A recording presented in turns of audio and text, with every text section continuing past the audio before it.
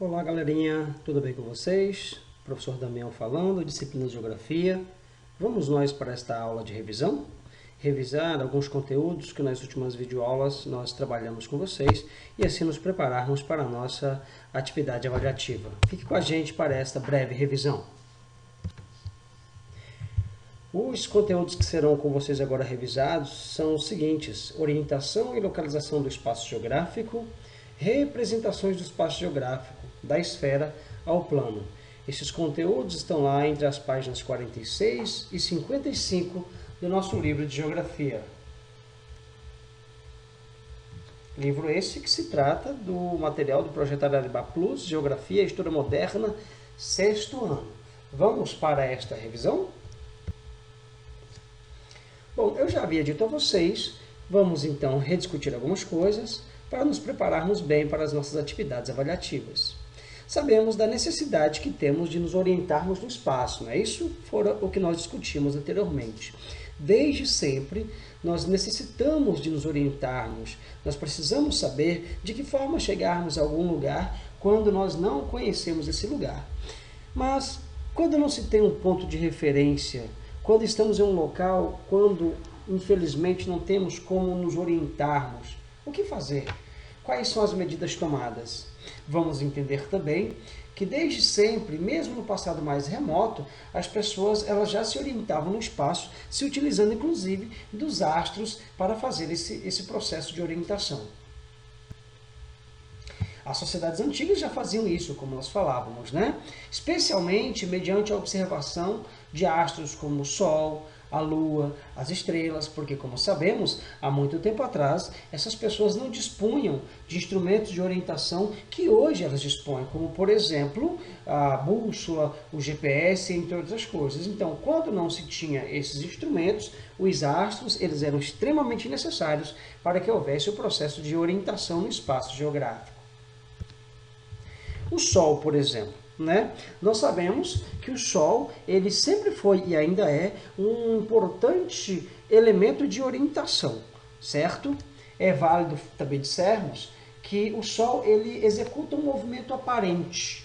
Nós temos a impressão de que o Sol está se movimentando por sobre as nossas cabeças. Sabemos que não é verdade. Na verdade, o movimento aparente do Sol ele se dá em função da rotação, ou seja, do giro que a Terra faz em seu próprio eixo. Desta forma, nós temos uma impressão de que o Sol se nasce de um lado e se põe do outro. Mas é justamente este movimento aparente do Sol que nos faz ter uma noção de algumas orientações do que diz respeito ao espaço geográfico, que, por exemplo, desde sempre orientou as pessoas quando essas não dispunham de instrumentos de orientação. Então, com base na observação do movimento aparente do Sol, foi determinado um conjunto de direções. Por quê? Imagina-se que o Sol nasça, entre aspas, porque o movimento é aparente, de um lado, e este lado, né, é o lado a leste. O Sol se põe no lado oposto, então denominou-se o lado oeste. Nascente, leste, poente, oeste, ok? A partir dessa determinação, ficou também fácil definir as demais orientações, que é o norte e o sul. Então, o movimento do Sol, o movimento aparente do Sol, foi muito importante para a determinação dos chamados 4 pontos cardeais: leste, Sol nascente, oeste, Sol poente, norte e sul. Se apontarmos o braço direito para a direção em que o Sol pela manhã nasce, descobriremos o leste. O oeste estará, portanto, à esquerda. E a partir daí podemos determinar as demais direções, como nós dizíamos. Está aqui a ilustração para deixar claro aquilo que nós falávamos agora há pouco. Okay? Então, esse movimento aparente do Sol ele é muito importante no processo de orientação e também nos auxilia na determinação dos 4 pontos cardeais.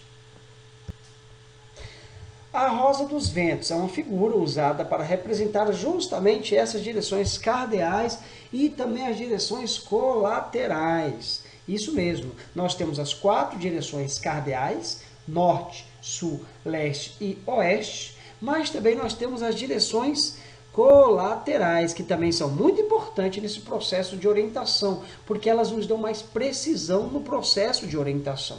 ok? As direções chamadas de colaterais, elas atuam entre as direções cardeais. Olha só, entre o norte e o oeste, nós temos a direção colateral chamada de noroeste. Entre o norte e o leste, nós temos o nordeste. Entre o sul e o oeste, nós temos a direção colateral chamada sudeste. E entre o sul e o leste, nós vamos ter o sudoeste. Desculpa que tem um erro em digitação aqui.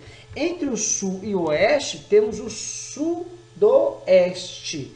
Entre o sul e o oeste, o sudoeste. E agora sim, entre o sul e o leste é que temos o sudeste. Um pequeno erro de digitação aqui para vocês não se confundirem. Então, a Rosa dos Ventos, este desenho, esta figura que é muito utilizado no processo de orientação, que inclusive tem que estar nos mapas, elas representam os pontos cardeais e também os colaterais. Olha só a imagem da Rosa dos Ventos a seguir. Aí estamos. E as siglas, geralmente a Rosa dos Ventos ela é representada em siglas. N para norte, NE para nordeste, L para leste, SE para sudeste, S para sul, SO para sudoeste, O para oeste, NO para noroeste. Essa é a nossa Rosa dos Ventos. Depois de um período bem significativo, quando as pessoas se orientavam apenas pelos astros, houve a invenção de algo muito importante que até os dias atuais é utilizado. Trata-se da bússola. Sim, a bússola ela teria sido inventada lá no século XI, mais ou menos, pelos chineses, e teria sido aprimorada logo depois, do século XVI em diante, pelos europeus. E de que forma a bússola funciona? Para entendermos como a bússola funciona, precisamos também saber que a Terra ela funciona como um gigantesco ímã. Sim, a Terra ela tem um enorme magnetismo, porque o seu interior é composto basicamente de níquel e ferro. Por conta disso, a Terra ela tem esse poder de atração magnética. E por conta desse magnetismo é que a bússola funciona. Uma vez que nós vamos perceber, existe uma pequena agulhazinha na bússola que estará sempre apontando para o polo magnético do norte, ou seja, a região do planeta que existe a maior atração magnética. É importante sabermos que o polo magnético do norte não é a mesma coisa do que o polo norte geográfico.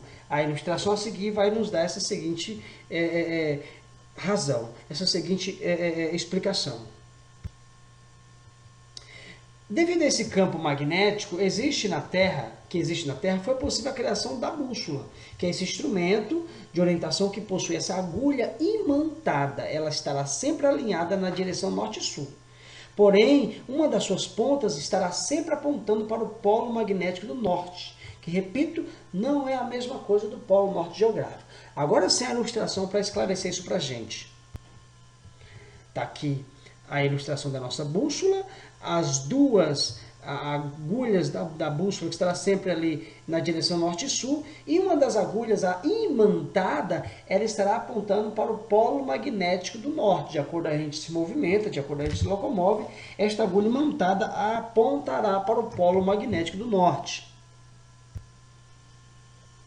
Olha só a diferença entre o polo norte geográfico e o polo magnético do norte. São duas regiões diferentes do planeta, tá certo? Na verdade, ela dista uma da outra aproximadamente 1.400 quilômetros. O polo norte geográfico está no extremo norte, no polo literalmente do planeta, e o polo magnético do norte fica no Canadá, numa ilha chamada Príncipe de Gales. Tá certo? E a agulha imantada da bússola estará sempre apontando para essa região, dada a sua grande força de atração magnética, dada a sua grande atração de magnetismo. E aí já, se você tem o polo norte magnético indicado pela bússola, automaticamente você vai saber que ali é a direção norte.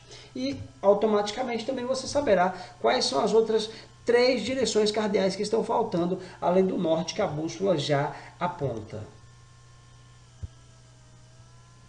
Além da bússola, é importante salientar que hoje em dia existem outras medidas de orientação no espaço. E o avanço da tecnologia tem sido muito importante para o aprimoramento de tudo isso, né? Nós conhecemos hoje, é muito comum, inclusive nos nossos celulares, inclusive nos aplicativos, nos automóveis, sobretudo para esses carros que dirigem por aplicativo, que, enfim, transportam pessoas, eles se locomovem mediante a orientação do GPS. Em inglês, a sigla GPS, não sei se eu vou saber pronunciar corretamente, mas é Global Position System. Se nós formos traduzir, é sistema de posicionamento global. É cada vez mais comum o uso do GPS, repito, nos automóveis, nos celulares, para auxiliar motoristas e pessoas a encontrarem caminhos por eles desconhecidos, tá certo? De que forma o GPS funciona? Para que o GPS funcione, é necessariamente, enfim, redundantemente falando, é necessário que haja, por exemplo, a emissão de sinais, esses sinais vindos dos satélites. Nós sabemos que com o avanço das pesquisas aeroespaciais, cada vez mais o nosso planeta ele é repleto de satélites que orbitam a nossa Terra, nosso planeta. E esses satélites estão lá por várias razões.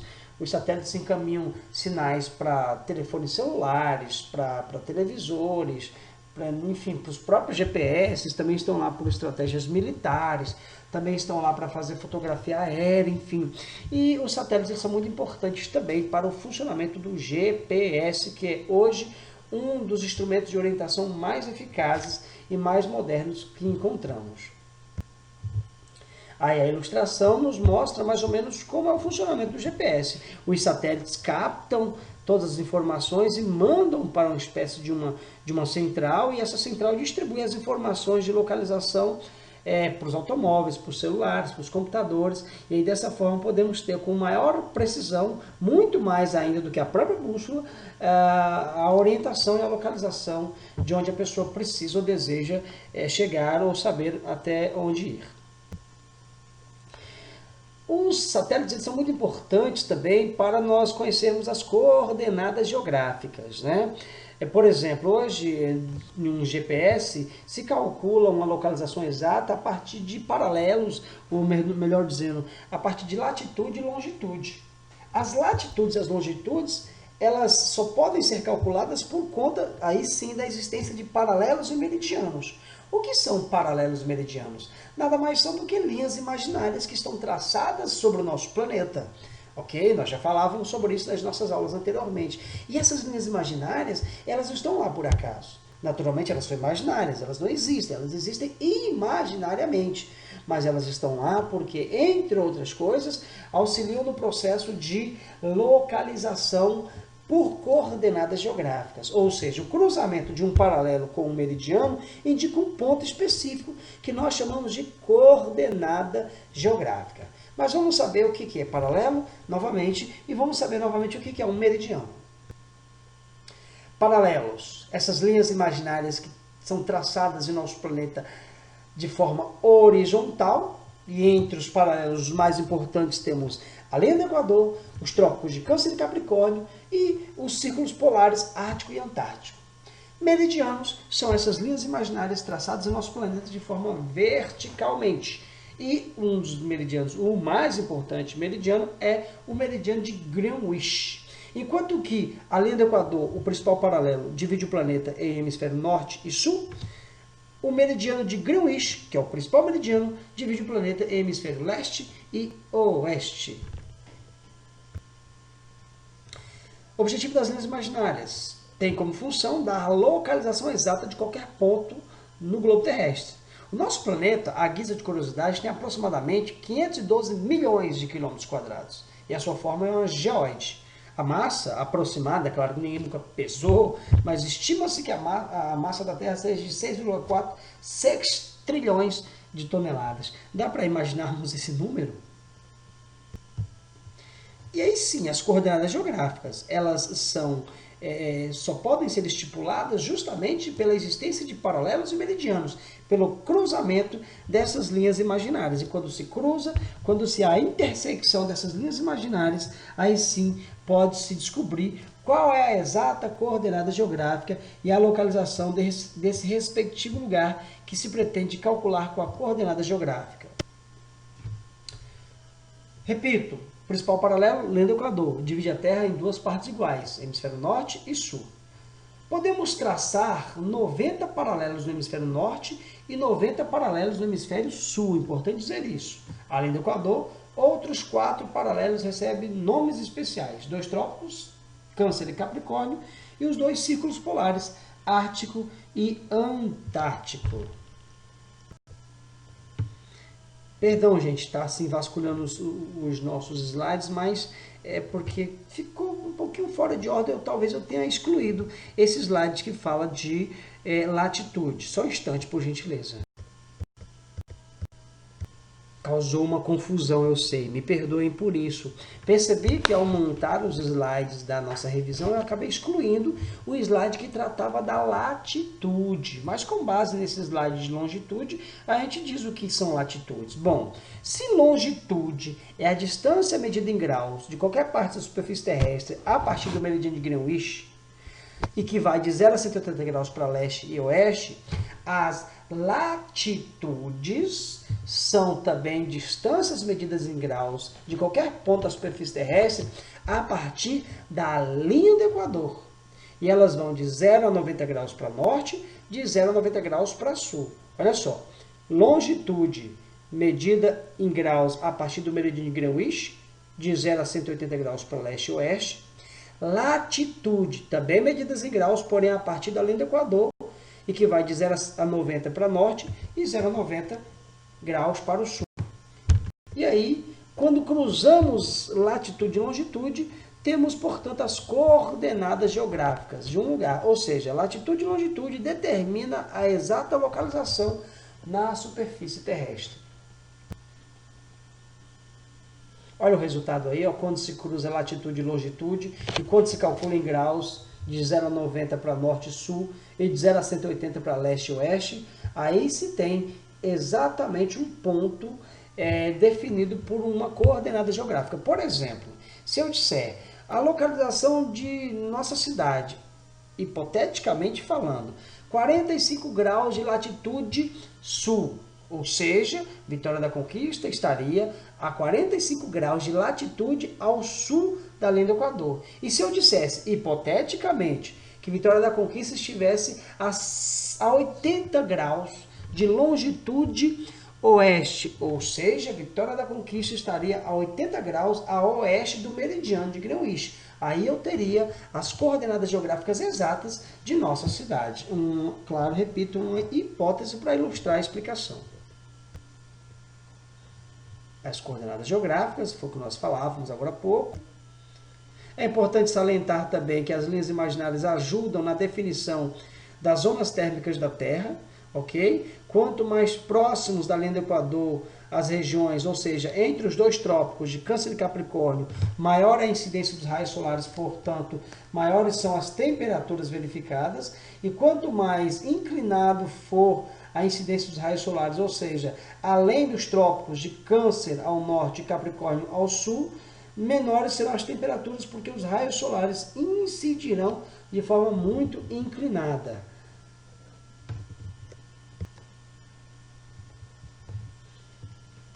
Agora, brevemente, vamos revisar um pouco sobre a representação do espaço geográfico. Depois de termos falado um pouco sobre o processo de orientação e localização do espaço geográfico, foi muito breve, é verdade, vamos revisar um pouco também sobre o espaço geográfico e suas representações. Como nós, hoje em dia, representamos o espaço geográfico, o espaço que produzimos. É possível reproduzir os elementos e as relações que compõem o espaço geográfico de maneira idêntica à real? Nós sabemos, podemos identificar de forma muito realística o espaço em que vivemos, mas o fato é que nós podemos extrair alguns dados e transpor esses dados para uma folha de papel, para um mapa, e assim vamos criar um modelo de representação. Existem vários modelos que podemos utilizarmos para representar o espaço geográfico. Os mais comuns, os mais importantes, são mapa e globo terrestre. É verdade que todos eles apresentarão alguma distorção. Nunca serão exatamente igual ao lugar exato que estamos tentando representar. Mas mesmo assim, essa representação é muito importante para nos fazer ter uma noção de como é o lugar em que habitamos, como é o mundo, como é o país, como é o estado e o município. Globo terrestre é um modelo muito importante. É um modelo tridimensional, em formato esférico. Ou seja, é o modelo mais fiel à representação do planeta, que é uma geóide. Porém, o planeta, sendo representado pelo globo terrestre, apresenta também os seus problemas. Por exemplo, nós não conseguimos visibilizar de forma igual, no exato momento, todo o planeta, né? Então, nós não vamos ter a oportunidade, como citei no mapa, de visualizar oceanos e continentes ao mesmo tempo. E aí nós vamos ter que fazer um movimento ali de giro do globo terrestre, que inclusive é muito fiel ao formato esférico de nosso planeta. Mas o contrassenso, o contraponto aí do globo terrestre é a não possibilidade de visualizarmos ao mesmo tempo os contornos dos mares, dos oceanos e dos continentes do nosso planeta. Está a representação de nosso globo terrestre, né, que nós tanto conhecemos na nossa escola, em casa, talvez alguém tenha ali como objeto de decoração para estudo e pesquisa, né, muito importante. E o planisfério é uma outra forma de representarmos o nosso espaço. O planisfério nada mais é do que os mapas, né, os mapas que tanto vemos no livro, na internet ou na parede da escola, né? Planisfério, é de plano, né? Nós colocarmos o planeta, é como se pegássemos ali uma laranja, entre aspas, por favor, descascássemos cuidadosamente, abríssemos a casca daquela laranja e colocássemos numa superfície plana, né? Assim como o globo terrestre apresenta lá os seus problemas no que diz respeito à representação do espaço, os planisférios, os mapas também, porque eles apresentam muita distorção. Haja vista que nós estamos transferindo algo que é esférico para um plano. Naturalmente haverá distorção. Aqui um exemplo de um planisfério, ok? Percebam como, por exemplo, os polos eles estão bem distorcidos. Eles tiveram aí os seus contornos, né? Tudo que está ali próximo dos polos teve seu contorno alterado. Mas, de uma certa forma, temos a oportunidade aqui de visualizar ao mesmo tempo o delinear aí dos continentes, dos mares, dos oceanos do nosso planeta. Para que haja a mínima distorção possível, não que não haverá distorção, sempre haverá, mas para minimizar as distorções, criou-se as chamadas projeções cartográficas, que nada mais são do que técnicas de representação dessa forma esférica, que é a superfície do nosso planeta, no plano, de modo a reduzir essas possibilidades de distorção. Né? Ou seja, os mapas, eles, embora terão sempre alguma distorção, através das projeções cartográficas, tem-se uma técnica ou outra para minimizar esse impacto das projeções. E aí, criou-se algumas projeções, entre as quais nós temos 3 importantes e mais usuais projeções cartográficas, que é a cilíndrica, a cônica e a azimutal. Vamos ver a seguir. A projeção cilíndrica é aquela que se abre, entre aspas, por favor, o nosso globo terrestre como se fosse um cilindro sendo aberto. Como se nós pegássemos um cilindro e abríssemos todo ele em um plano. E aí, dessa forma, projetássemos o planeta Terra. Percebam aí, a partir desse primeiro exemplo, né, que é a projeção cartográfica mais comum, inclusive nos nossos livros, inclusive no mapa mundi e assim sucessivamente. Porém, esse tipo de projeção apresenta muita distorção nos polos. Uma outra projeção, que também se tem conhecimento, que se estuda, é a projeção cônica. Perceba como se tivesse a Terra sendo projetada em um cone. Esse tipo de projeção consegue projetar apenas uma das esferas do planeta, tá certo? A projeção cônica. E a projeção plana, que também é chamada de projeção azimutal. A projeção plana ou azimutal, ela é obtida a partir dos polos. Então, aqui nesse exemplo de uma projeção plana, os polos da Terra eles não sofrem nenhum tipo de distorção. Ao contrário da projeção cilíndrica, onde os polos são muito distorcidos. A projeção plana ela vai ter uma distorção num outro local, um outro espaço, outra área do planeta, mas os polos eles são projetados de forma bastante fiel. Então, cilíndrica, cônica e plana, que é a mesma coisa de azimutal, são os 3 principais tipos de projeções cartográficas existentes.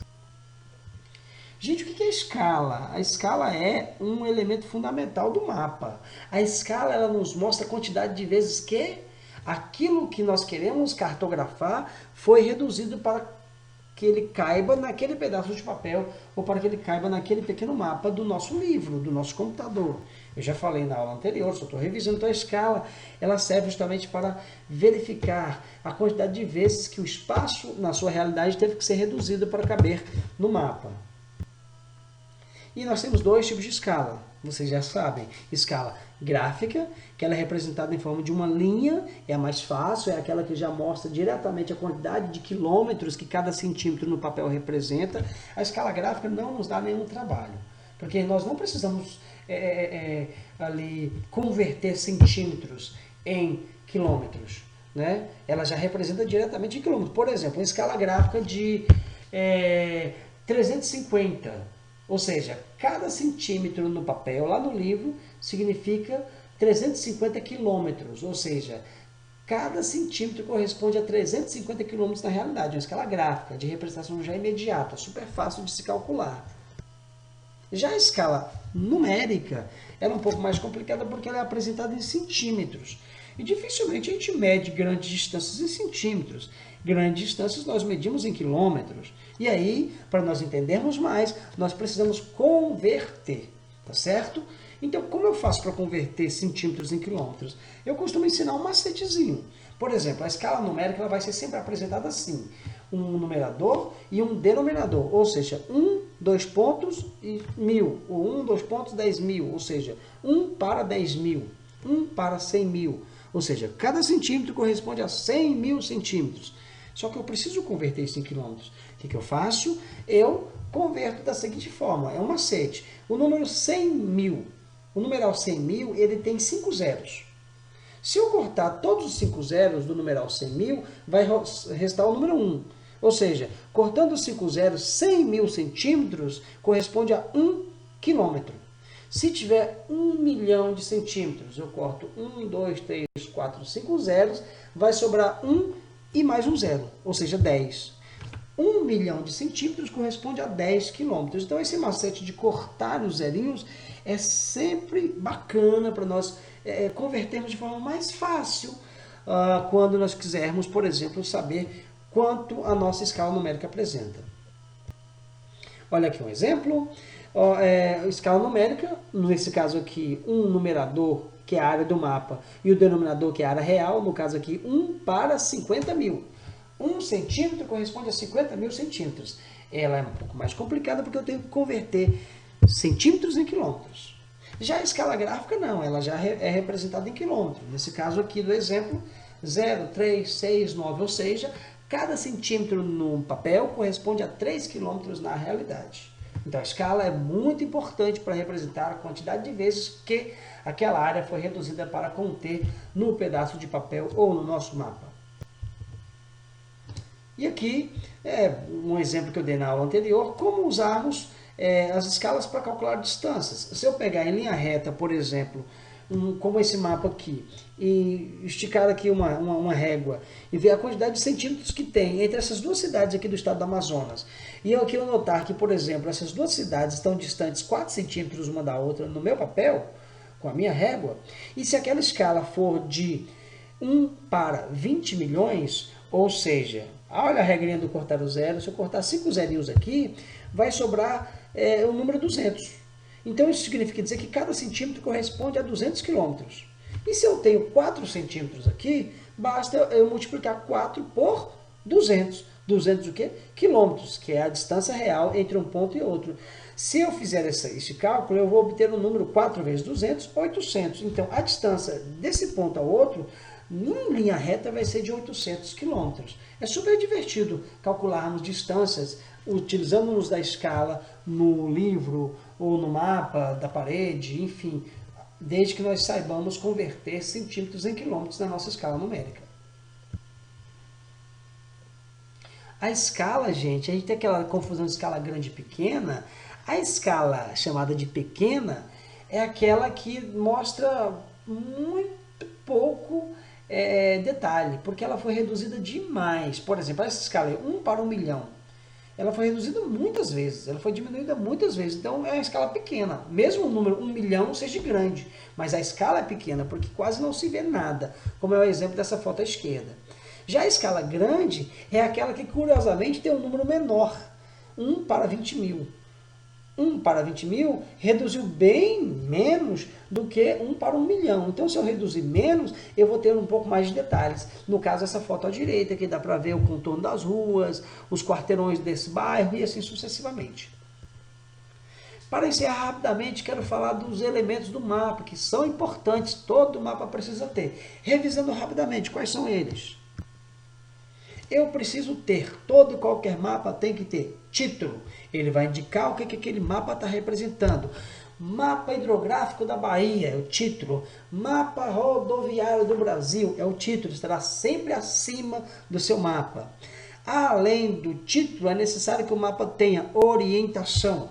E essa orientação estará sempre representada no mapa através da rosa dos ventos. Lembra que eu falei? Norte, sul, leste e oeste, e alguns apresentam também sul, sudeste, noroeste, nordeste e assim sucessivamente. Rosa dos ventos tem que ter em um mapa. E escala, fundamental, não existe mapa sem escala. Ela vai estar lá no cantinho do seu mapa, ou no canto direito ou esquerdo, no canto inferior, é óbvio, e ela pode ser uma escala numérica, já representando os centímetros para você converter em quilômetros, ou ela pode ser uma escala gráfica, já em forma de quilômetros, ou seja, a escala mostrando a quantidade de vezes que a realidade foi reduzida. A escala é fundamental. Outro elemento importante de um mapa, legenda. Um mapa, gente, ele é repleto de símbolos, de cores. E, por exemplo, uma linha tracejada ali de vermelho representa a estrada. Isso é convenção, todo mapa vai ser assim. A cor vermelha, a linha vermelha, se tracejada ou se contínua, ela vai representar uma estrada. A linha azul, se tracejada ou se contínua, vai representar o rio. As cores poderão representar algo. Então, para me entender aquela quantidade de símbolos, de cores que o mapa representa, eu preciso da legenda. Então, a legenda tem que estar no meu mapa. E, por fim, e não menos importante, a fonte. Todo mapa precisa de uma fonte, porque é ela que vai indicar de onde vieram os dados que eu apresentei no meu mapa. Ok? Aí, ó, um exemplo de um mapa e os seus respectivos elementos apresentados. Título, legenda, orientação, escala e fonte. Todo mapa tem que ter. Aprendam isso. E tipos de mapas e outras representações. Símbolos cartográficos. Todo mapa tem que ter. Por exemplo, símbolos pontuais, que são pontos que representa a cidade, a capital. Sabe aqueles pontos, aquelas, entre aspas, bolinhas pretas, ou aqueles círculos com bolinha preta dentro? São pontos, elas vão representar onde está a cidade, onde está a capital, ou pode ser, por exemplo, um desenho de um avião que representa um aeroporto, um desenho de um símbolo que represente uma indústria. São símbolos pontuais. Os símbolos lineares são através de linhas. Uma linha tracejada em preto representa ferrovia. Repito o que eu falei agora há pouco, uma linha contínua ou tracejada em vermelho representa rodovia, em azul representa rios. Símbolos zonais são as manchas, são as cores, que ali podem representar uma lavoura, que ali podem representar um tipo de vegetação, e assim vai. Olha aí o desenho deles, símbolos pontuais, capital, pico, ponte, templo, petróleo, porto. Símbolos lineares, rodovia pavimentada. Ela, quando é contínua, ela é tracejada, é uma sem pavimentação. Ferrovia, rio permanente, rio temporário, fronteira. E os símbolos zonais, lago, represa, alagado, praia e assim vai. Isso tem que estar na nossa legenda, tá certo? E aí nós temos vários tipos de mapa. Mapas políticos, mapas físicos, mapas temáticos. Mapa político, aqui no caso o exemplo do estado do Acre, representa os municípios que tem dentro do estado, ou pode representar os estados que tem dentro de um país, ou pode representar os países que tem dentro do planeta. São mapas políticos. Mapa físico vai representar sempre o quê? Tudo que tem do aspecto físico de um lugar. Clima, relevo, vegetação, hidrografia. No caso aqui, nós temos o relevo e a hidrografia do Acre sendo representada nesse mapa. E mapas gerais ou mapas temáticos de modo geral pode representar, por exemplo, aqui terras indígenas, ou pode representar uma reserva natural, uma reserva biológica. São tipos de mapas que também são importantes de nós conhecermos. Então, pessoal, é um resumo breve, eu já expliquei tudo isso para vocês, é uma breve revisão. Entendam, serão 2 conteúdos, esses 2 conteúdos que eu já apresentei, e que vocês precisarão estarem atentos para a nossa avaliação, que já está para acontecer, tá bom? Agradeço a vocês, tenham bons estudos e quando chegar a avaliação, boa avaliação. Não se preocupem, que o que nós pudermos fazer para colaborar com vocês, para orientar, para ensinar, nesses tempos difíceis de aula remota, nós estaremos à disposição de vocês. Queridinhos e queridinhas, um abraço, fiquem com Deus e fiquem em casa.